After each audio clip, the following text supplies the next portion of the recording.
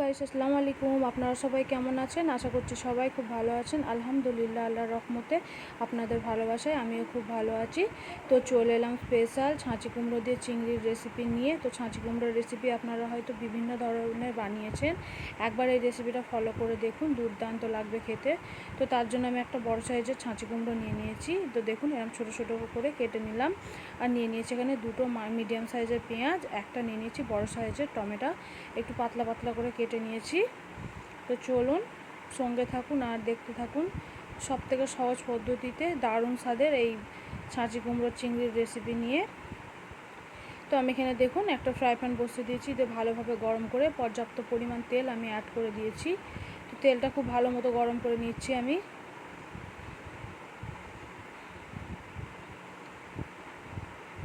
তো ভালোভাবে তেলটা গরম হয়ে গেলে তারপরে আমি এখানে দিয়ে দেব, দেখুন পরিমাণ মতো আগে আমি এখানে চিংড়ি মাছ নিয়ে নিয়েছি।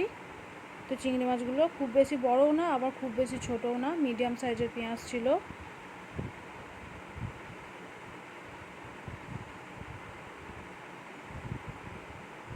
তো তেলটা দেখুন খুব ভালো মতো গরম হয়ে গেছে। আমি কালো জিরের ফোড়ন দিয়ে দিচ্ছি তেলের মধ্যে।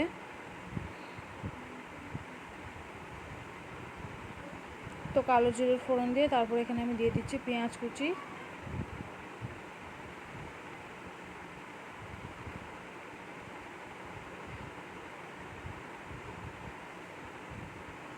পেঁয়াজ কুচিটা দিয়ে একদম লাল করে একটু ভাজা ভাজা মতো করে নেব আমি।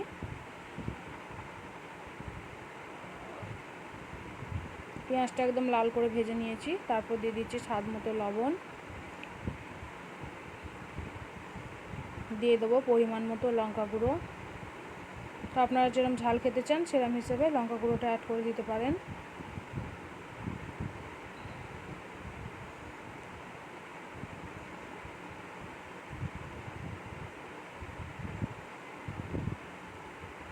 তারপর দিয়ে দিচ্ছি আদা রসুনের পেস্ট।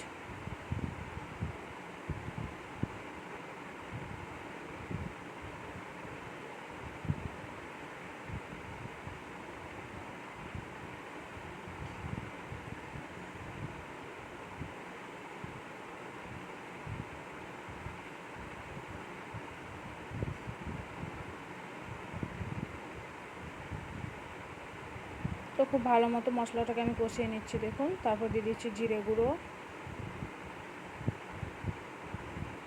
তো 2 চামচ আমি এখানে জিরে গুঁড়ো দিয়ে দিয়েছি। 2 চামচ দিয়ে দেবো ধনিয়া গুঁড়ো মিডিয়াম চামচের। এখানে দিয়ে দিচ্ছি 2 চামচ হলুদ গুঁড়ো। তো মশলাটাকে খুব ভালো মতো কষিয়ে নেব আমি। অল্প একটু পানি দিয়ে দিচ্ছি যাতে না পুড়ে যায়।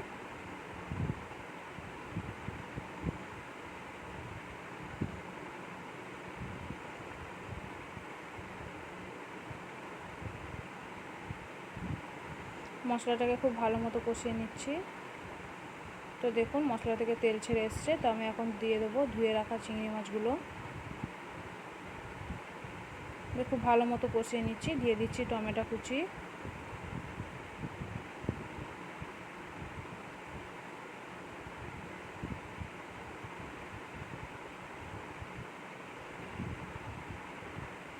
পরিমাণ মতো পানি দিয়ে দিচ্ছি।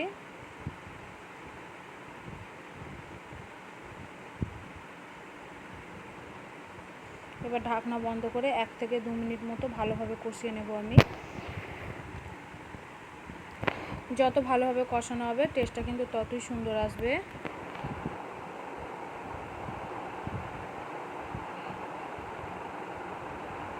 তো খুব ভালো মতো আমি কষিয়ে নিয়েছি দেখুন, মশলা থেকে অনেকটা পরিমাণ তেল বার হয়ে গেছে। তো এখন আমি দিয়ে দেবো কেটে রাখা ছাঁচি কুমড়োটা। ছাঁচি কুমড়োটা দেখতে অনেকটাও লাউয়ের মতো দেখতে, কিন্তু খেতে একেবারেই অন্য রকম।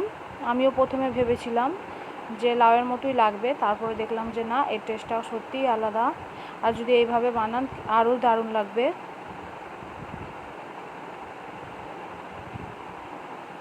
তো খুব ভালো মতো এবার আমি কষিয়ে নেব। আমি একটুও পানি অ্যাড করব না।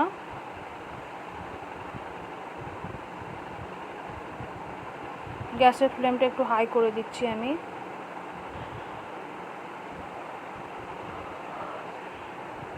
ভালোভাবে কষাতে থাকবো।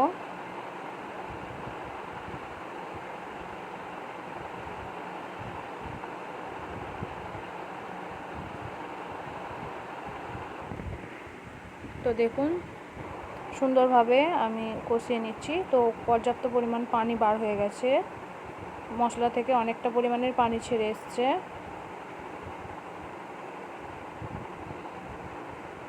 তো খুব ভালো মতো এবার কষাবো আমি। তো খুব ভালো মতো সেদ্ধ হয়ে গেছে, দেখুন এক্সট্রা করে আমাকে কোনো পানি দিতে হয়নি।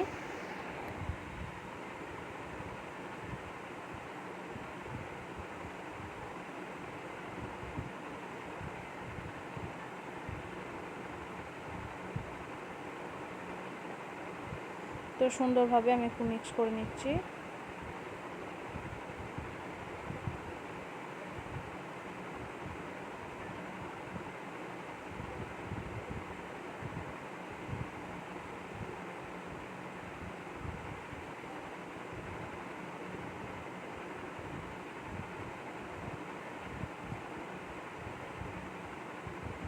তো খুব ভালোভাবে কষে নেওয়ার পর আমি এখানে পানি অ্যাড করব।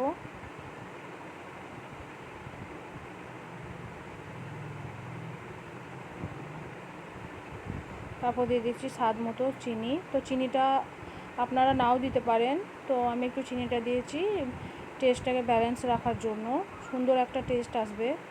তারপর দিয়ে দিচ্ছি এখানে ভাজা মশলা। আমার এই ভাজা মশলার মধ্যে আছে শুকনো মরিচ আর জিরে গুঁড়ো আর ধনিয়া গুঁড়ো একসঙ্গে পেস্ট করে রেখেছিলাম আমি। এই ভাজা মশলাটা দিলে খুবই সুন্দর একটা ফ্লেভার আসে।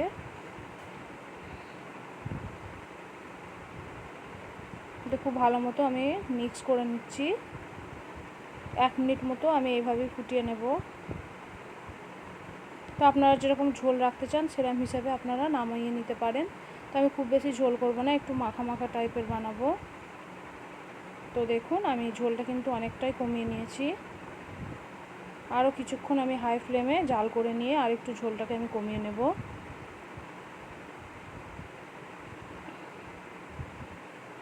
তো কেমন লেগেছে এই ছাঁচি কুমড়ো দিয়ে চিংড়ি মাছের এই রেসিপিটা, অবশ্যই কিন্তু লাইক কমেন্ট শেয়ার করতে একেবারেই ভুলবেন না। আর আমার চ্যানেলে নতুন হয়ে থাকলে চ্যানেলটিকে অবশ্যই সাবস্ক্রাইব করে রাখবেন। এরকম সুন্দর সুন্দর রেসিপিগুলো পাওয়ার জন্য অল নোটিফিকেশানটাকে অন করে রাখবেন। আর আমার রেসিপিগুলো আপনাদের কেমন লাগে সেটা অবশ্যই কিন্তু কমেন্টের মাধ্যমে জানাতে একেবারেই ভুলবেন না।